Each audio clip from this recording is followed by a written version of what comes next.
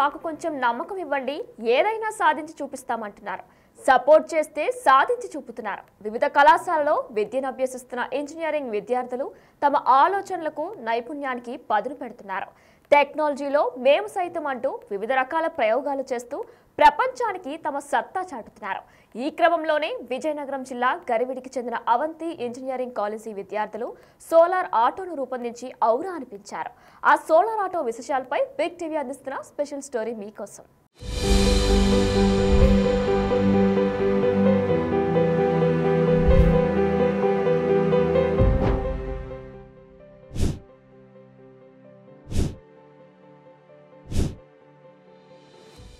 విజయనగరం జిల్లా Garividi Avanthi engineering college విద్యార్థులు సుమారు 2.5 లక్షలతో 6 డిపార్ట్మెంట్ల ఇంజనీరింగ్ విద్యార్థులు కలిసి సోలార్ ఆటోను రూపొందించారు.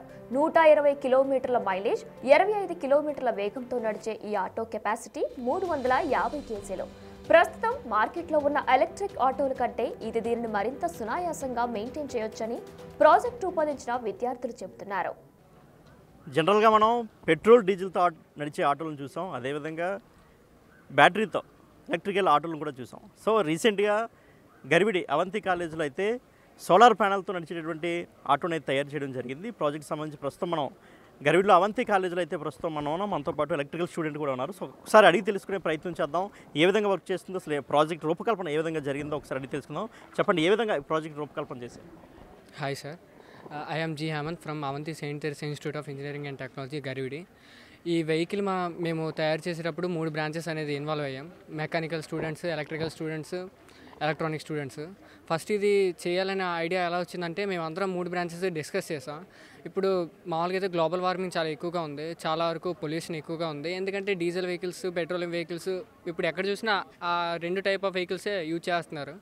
దీన్ని మనం ఇంక్రీజ్ చేయాలంటే ఎలక్ట్రికల్ వెహికల్స్, హైబ్రిడ్ వెహికల్స్ చేయాలి.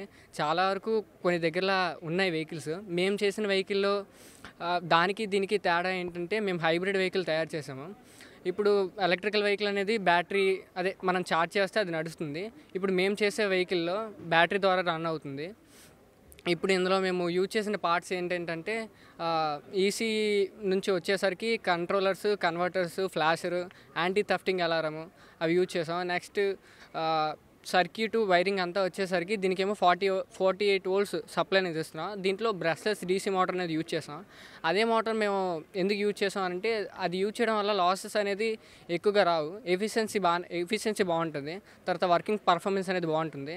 నెక్స్ట్ ఇప్పుడు మనం ఎలక్ట్రికల్ వెహికల్ అయితే చేసాము, దానికి పవర్ సోర్స్ అనేది ఇవ్వాలి. పవర్ సోర్స్ మేము ఏం చేసాం అంటే బ్యాటరీస్ అనేది కనెక్ట్ చేసాం. లెడ్ యాసిడ్ సెల్స్ బ్యాటరీస్ అనేవి యూజ్ చేసాం. అదే ప్లేస్లో మనం లిథియం అయాన్ బ్యాటరీస్ కూడా యూజ్ చేయొచ్చు, కానీ దానివల్ల మనకి కొన్ని డ్రాబ్యాక్స్ ఉన్నాయి. ఏంటంటే హై ఇనిషియల్ కాస్ట్ అది, తర్వాత ప్యాకేజ్ అనేది చాలా కంజెస్టెడ్గా ఉంటుంది, దానివల్ల బరస్ట్ అయ్యే ఛాన్సెస్ ఎక్కువగా ఉన్నాయి. దానికి ఎయిర్ ఫ్లో అనేది కంటిన్యూ ఉండాలి. లెడ్ యాసిడ్ సెల్స్ వచ్చేసరికి మెయింటెనెన్స్ మనం బాగా చేస్తే బాగా వర్క్ అవుతాయి. ఇప్పుడు మనం ఇందులో అడిషనల్గా హైబ్రిడ్ వెహికల్ అన్నాం కాబట్టి సోలార్ ప్యానల్ అనేది మనం యాడ్ చేసాం. Solar panel poly crystalline type solar panel అనేది మేము యూజ్ చేసాం. దీనివల్ల మనకి యూజ్ ఏంటంటే ఇప్పుడు మనం ఎలక్ట్రికల్ వెహికల్ అదే బ్యాటరీలో ఛార్జ్ ఉంటే వెహికల్ రన్ అవుతుంది. మనం at the time of running charging అనేది మనం ఇనిషియల్గా మనకి బ్యాటరీకి సోలార్ ప్యానల్ నుంచి కనెక్షన్ ఇవ్వడం వల్ల రన్నింగ్లో కూడా ఛార్జ్ అవుతుంది. లేదు మనం ఇప్పుడు జనరల్గా ఇక్కడ వదిలేసాం, సన్ లైట్ ఇంటెన్సిటీ బట్టి ఛార్జ్ అవుతూ ఉంటుంది. ఇలాగ మనకి పవర్ అనేది కన్జంప్షన్ తగ్గుతుంది. నెక్స్ట్ లోపల పార్ట్స్ అనేది ముందుగా మాట్లాడుకున్నాం, మనం బ్రష్లెస్ డీసీ మోటార్ అనేది యూజ్ చేసాం. మనం బ్యాటరీ ద్వారా కనెక్షన్ ఇచ్చాం కదా, మోటార్ అనేది ఏసీ మోటార్ 3 ఫేజ్ సప్లై ఇవ్వాలి. ఎలక్ట్రానిక్స్కి వచ్చేసరికి కన్వర్టర్ అనేది ఒకటి ఇన్బిల్ట్ చేసాం దాంట్లో. ఆ కన్వర్టర్ ఏంటంటే ఈ సప్లైని తీసుకొని 3 ఫేజెస్గా స్ప్లిట్ చేసి మోటార్కి ఇస్తుంది. దానివల్ల మోటార్ రన్ అవుతుంది. తర్వాత ఒక సెన్సార్ అనేది లోపల ఉంది మోటార్ లోపల. మోటార్లో షాఫ్ట్ ఉంటుంది కదా రోటర్, ఆ రోటర్ పొజిషన్ అయితే సెన్స్ చేసి సప్లై ఎప్పుడు ఏ పోల్కి ఇవ్వాలనేది చూపిస్తుంది.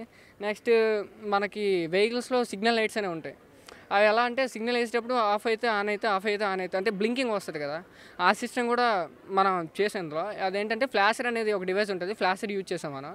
అది మనం ఇప్పుడు సిగ్నల్ ఇండికేషన్ ఇచ్చినంటే అది ఆఫ్ అయ్యి ఆన్ అవుతుంది మామూలుగానే. నెక్స్ట్ మనం సోలార్ ప్యానెల్ యూజ్ చేయడం వల్ల ముందుగా మనం అనుకున్నట్టు అట్ ద టైమ్ ఆఫ్ రన్నింగ్లో ఛార్జింగ్ అనేది ఎక్కుతుంది. దీనివల్ల 40% ఆఫ్ పవర్ అనేది సోలార్ ద్వారా మనం జనరేట్ చేసుకోవచ్చు వెహికల్ రన్నింగ్కి. మిగతా 60% బ్యాటరీ ద్వారా మనం రన్ చేసుకుంటాం. నెక్స్ట్ లోపల కంట్రోల్లో వచ్చేసరికి మాస్ఫెట్స్, డయోడ్స్ అన్ని యూజ్ చేసాం. సోలార్లో యూని డైరెక్షనల్ డయోడ్ ఉంటుంది, ఎందుకంటే ఎలక్ట్రిసిటీ అప్పటి నుంచి డౌన్వర్డ్ ఫ్లో అవుతుంది కదా. ఇప్పుడు మనం డైరెక్ట్గా బ్యాటరీస్కి కనెక్షన్ ఇచ్చేసాం. కొంతమంది ఏమనుకుంటారంటే ఇలా ఇచ్చేసాం కదా, సన్లైట్ పడకపోయిన సమయంలో రివర్స్ అనేది ఫ్లో అవుతుంది కదా అని అనుకుంటారు. ఆ డయోడ్ మనం యూజ్ చేయడం వల్ల యూని డైరెక్షన్ అంటే ఒక వైపు నుంచే ఫ్లో అవుతుంది కరెంట్, రివర్స్ అనేది ఫ్లో అవ్వదు. సో అంటే ఎక్స్ప్లెయిన్డ్గా చెప్పాలంటే ఎలా చెప్తారు? ఇప్పుడు ఇది సోలార్ ప్యానల్ ఇక్కడ నుంచి కనెక్షన్ కానీ బ్యాటరీస్కి ఎలా ఏ విధంగా ఇచ్చారు? సో ఎక్స్ప్లెయిన్ చేస్తూ చెప్పండి.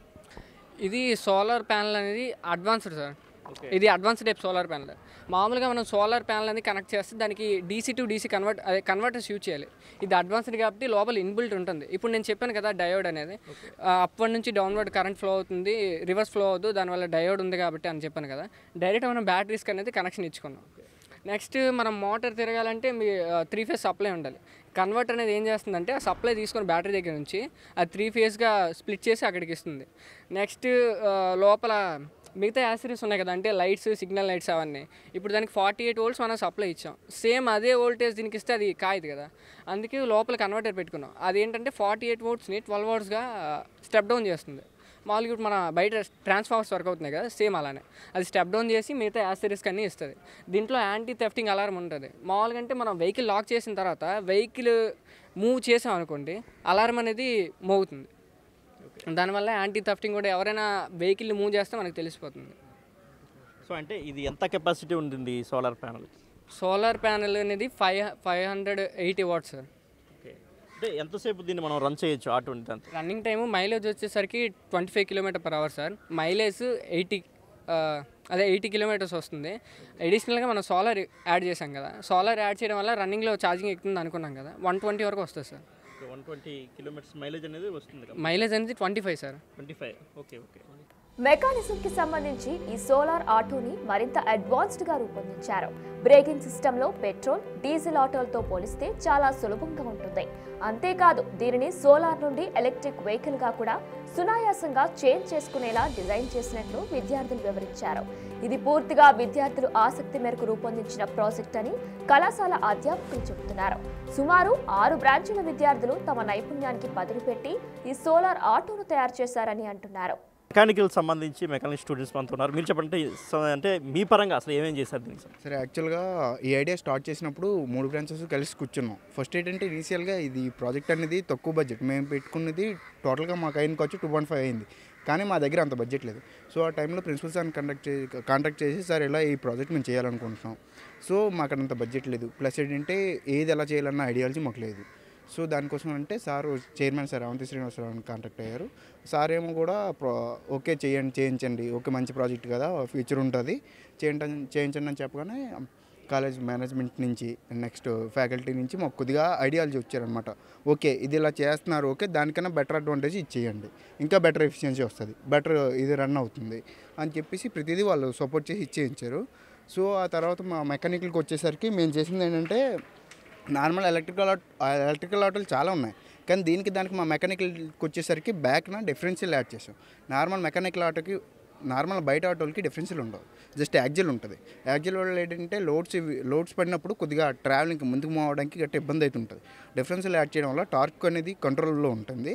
అండ్ నెక్స్ట్ లోడ్స్ పడినప్పుడు కూడా ప్యాసింజర్స్కి అంత ఎక్కువ ఇబ్బంది అనేది అనిపించదు. అండ్ నెక్స్ట్ అలానే ఫ్రంట్ ఏమో సస్పెన్షన్స్ యాడ్ చేసాం. సో సస్పెన్షన్స్ యాడ్ చేయడం వల్ల ఫ్రంట్ అనేది ఎటువంటి అప్ అండ్ డౌన్స్ గతకల లాంటివి వచ్చినా సో అది విస్టాండ్ చేసుకుని అండ్ డ్రైవర్కి హ్యాండిల్ అనేది స్టేబిలిటీ ఉంటుంది. అలానే ప్లస్ ఏంటంటే లోడ్ గేర్ అప్లై చేసాం. ఇప్పుడు నార్మల్గా అప్స్ ఉంటాయి, అంతే లోడ్ని వెళ్ళాలి అన్న ఇది ఉంటుంది. నార్మల్ ఆటోస్కి ఏంటంటే కొద్దిగా డౌన్ చేస్తే ఇబ్బంది పడుతుంటాయి ఎలక్ట్రికల్ ఆటోస్, కానీ దీనికి లోడ్ గేర్ అప్లై చేయడం వల్ల ఏంటంటే లోడ్ గేర్ ఆన్ చేసినప్పుడు టార్క్ అనేది ఎక్కువ ప్రొడ్యూస్ అయ్యి ఆ లోడ్ అనేది అది విస్టాండ్ చేసుకుని ముందుకు మూవ్ అవడానికి పనికి వస్తుంది. సో ఇవన్నీ మేము మెకానికల్ నుంచి. అండ్ నెక్స్ట్ అలానే ఓన్లీ ఇది బాడీ పార్ట్ అనేది మేము బయటన ఆర్డర్ పెట్టుకుని తెచ్చుకున్నాం. అలానే జస్ట్ ఏంటంటే ఓన్లీ డిజైన్ మాత్రం మేము చేయించాం, అంటే ఎలా ఒక్కొక్క పార్ట్ని ఎలా అటాచ్ చేయాలి అనేది మేము చేసుకున్నాం. బాడీ అనేది బయట ఆర్డర్ పెట్టి తెచ్చుకున్నాం. సో అలా బ్రేక్స్ కూడా వచ్చేసరికి మెకానికల్ బ్రేక్స్ని వాడాం, ఎందుకంటే ఏ బ్రాంచ్ ఈక్వల్లీ బ్రాంచ్ ఏంటంటే బయట నుంచి వచ్చింది కాకుండా ఓన్గా మ్యానుఫ్యాక్చరింగ్ చేసిన టైప్లోనే మెకానికల్ నుంచి మెకానికల్ బ్రేక్స్ అప్లై చేసాం. సో అలా ప్రతిదీ మాకు వచ్చిన ఐడియా దీన్ని బట్టి చేసాం. అంటే వెయిట్ పరంగా ఎంతవరకు ఉంటుంది కెపాసిటీ? 380 kgs అనేది విస్టాండ్ చేయగలదు ఈ ఆటో. మినిమం ఒక 5 పర్సన్స్ని క్యారీ చేయగలదు ఒక ఆటో అనేది. 5 పర్సన్ క్యారీ చేస్తుంది. నార్మల్గా దీని ఇనిషియల్ క్యాష్ 2.5 lakhs అయింది కదా. సో దీనిది మనం రన్ చేసుకున్నట్టయితే 1.5 yearలోనే దీని కాస్ట్ అనేది మనకు వచ్చేస్తుంది. దీని లైఫ్ స్పాన్ వచ్చేసి 8 years. అంటే ఇంకా 6.5 years అనేది మనకి ఇది రన్ అవుతున్న కొద్దీ మనకు ప్రాఫిటే ఉంటుంది. ఇప్పుడు జనరల్గా మనకి పెట్రోల్ డీజిల్ ఆటోస్ ఉన్నాయి, ఇప్పుడు ఎలక్ట్రికల్ వెహికల్స్ ఉన్నాయి. దాంతో పోల్చుకుంటే బెటర్మెంట్స్ అంటే ఏం చెప్తారు దీనికి? బెటర్మెంట్ అంటే నార్మల్ ఎలక్ట్రికల్ ఆటోస్ ఉన్నాయి. ఎలక్ట్రికల్ ఆటోస్కి వచ్చేసరికి నార్మల్గా ఏంటంటే ఛార్జింగ్ అనేది ఆటో కట్ అవ్వదు, ఛార్జ్ అనేది ఫుల్ అయిపోయినప్పుడు. కాబట్టి దీంట్లో సోలార్ యాడ్ చేసాం. అండ్ నెక్స్ట్ ఛార్జింగ్ కూడా మనం ఫుల్ నైట్ పెట్టాలి, ఒక 10 hours పెట్టాలి ఛార్జ్ అనేది. సో నార్మల్ మనం మర్చిపోతే ఇది ఆటో ఛార్జ్ కట్ ఆఫ్ ఉంటుంది. ఆటోమేటిక్గా ఛార్జ్ ఫుల్ అవ్వగానే కట్ ఆఫ్ అయిపోద్ది. నెక్స్ట్ సోలార్ ప్లేస్ చేయడం వల్ల ఎడిషనల్గా బ్యాటరీలోని ఎక్కువ డ్యామేజ్ ఉండకుండా, నార్మల్ ఆటోస్కి ఏంటంటే ఎలక్ట్రికల్ ఆటోస్ డ్యామేజ్ ఎక్కువ ఉంటుంది. కాకపోతే సోలార్ ప్యానెల్ యాడ్ చేయడం వల్ల డ్యామేజ్ అనేది దానికి డిఫరెన్స్గా ఉంటుంది. ఇప్పుడు నార్మల్ డీజిల్ ఆటోలకి వీళ్ళకి వచ్చేసరికి ఏంటంటే డీజిల్ ఆటోల్లో మెయింటెనెన్స్ ఎక్కువ. అండ్ నెక్స్ట్ ప్రతిదీ అందులోని మైలేజ్ ఇవి చెక్ చేసుకోవాలి, డీజిల్ వేయాలి, నెక్స్ట్ ఇంజిన్ ఆయిల్స్ మార్చుతుండాలి, అలా ప్రతిదీ మార్చుతుంది. దీనికి ఇంజిన్ ప్లేస్ చేయలేదు కాబట్టి ఇంజిన్ ఆయిల్ అవసరం లేదు. అండ్ నెక్స్ట్ ఏంటంటే డీజిల్ అనేది అవసరం లేదు, జస్ట్ ఏంటంటే కరెంట్తో రన్ అవుతుంది కాబట్టి. సో దీనికి కంపారిజన్ ఏంటంటే అది per kilometerకి 4 rupees ఖర్చు అవుతుంది, ఇది per kilometerకి 1 rupee ఖర్చు అవుతుంది. అంటే 3 rupees డిఫరెన్స్ ఉంటుంది per kilometerకి. ఇది టోటల్ మెయింటెనెన్స్ పరంగా ఎలా ఉంటుంది వీటికి? మెయింటెనెన్స్ పరంగా ఇది నార్మల్ బ్యాటరీ లైఫ్ వచ్చేసరికి మా బ్యాటరీస్ 2.5 years ఉంటుంది. సో దాన్ని బట్టి మేము రెండింటికి క్యాలిక్యులేట్ చేసిన దాన్ని బట్టి దానికి 2.5 yearsకి నియర్లీ 4 lakhs ఇలా అవుతుంది. దీనికి 78,000 ఇలా అవుతుంది. ఎందుకంటే జస్ట్ ఏంటంటే బ్యాటరీ లైఫ్ మెయిన్గా యూజ్ చేసిన మార్చాల్సిన బ్యాటరీ ఉంటుంది. బ్యాటరీస్ ఓన్లీ కాస్ట్ 50,000 నియర్లీ ఉంటుంది అంతే. ఇంకా నార్మల్ అడిషనల్ కాస్టెస్ అనేవి ఉండవు, సోలార్ ప్యానల్ కాన్స్టెంట్గా ఉంటుంది. అండ్ నెక్స్ట్ బ్రేక్స్ అనేది కొద్దిగా బ్రేక్ ఆయిల్ ఇవన్నీ యాడ్ చేసుకోవాలి. సస్పెన్షన్ దగ్గర గ్రీజులు ఇవన్నీ యాడ్ చేసుకోవడంతో మెయింటెనెన్స్ చాలా తక్కువ బయట డీజిల్ ఆటోస్తో పోల్చుకుంటే. అంటే ఇప్పుడు మనకి ఎలక్ట్రికల్ వెహికల్స్గా కన్వర్ట్ చేసుకోవచ్చు దీన్ని, సోలార్ని కన్వర్ట్ చేసుకోవచ్చు సార్. అబ్సల్యూట్లీగా ఆ సోలార్ ప్లేస్ అంటే డైరెక్ట్ మేము కనెక్షన్ ఇచ్చాం, దాన్ని సోలార్ని డిఫ్యూజ్ చేసి డైరెక్ట్ ఎలక్ట్రికల్ పవర్ కింద కన్వర్ట్ చేసుకోవచ్చు. కాకపోతే ఏంటంటే ఎలక్ట్రికల్ పవర్ కింద కన్వర్ట్ చేసుకుంటే ఇప్పుడు మనం బయట ఎక్కడైనా వెళ్ళిపోయి బయట నార్మల్గా ఎక్కువ ట్రావెల్ చేయాలనుకుంటే ఇది ప్లస్ అవుతుంది. రన్నింగ్ టైంలో కూడా సోలార్ వల్ల ఛార్జ్ అవుతుంది. సో అందుకని చెప్పేసి మేము ఆలోచించి సోలార్ అనేది ప్లేస్ చేసాం. Myself, Dr. V. Joshua Jaiprasad, Principal, Avanti St. Teresa. Here, our students, 3 branch students, mechanical, electrical, electronics, these 3 branch students, innovatively they did the project. Actually, present situation, pollution is multiplying in anywhere. Worldwide it is a problem. To face the future problems, our students prepared the solar-based electrical auto. This is hybrid mode. Suppose if we take the college purpose, we are using the college purpose very lightly. That is the reason if we place the auto in the solar race, automatically it will recharge. There is no conventional charge is required. But if the load is increased, then conventional charge also it is required. కేవలం 2.5 lakhsతో ఈ ప్రాజెక్ట్ని అయితే రూపకల్పన చేసినట్లయితే వారు చెప్తున్నారు. మనం చూసుకున్నట్లయితే 25 అంటే మైలేజ్ పరంగా చూసుకుంటే 120 kilometers అయితే మైలేజ్ ఉంటుంది. స్పీడ్ పరంగా అయితే 25 km/h అన్నట్లయితే చెప్తున్నారు. అంతేకాకుండా దీన్ని సోలార్ నుంచి ఎలక్ట్రికల్ వెహికల్స్గా కూడా కన్వర్ట్ చేసుకోవచ్చని వాళ్ళు చెప్తున్నారు. కెమెరామెన్ హరీష్తో Shivashankar, Big TV, Vizianagaram. For more videos like this, subscribe Big TV channel.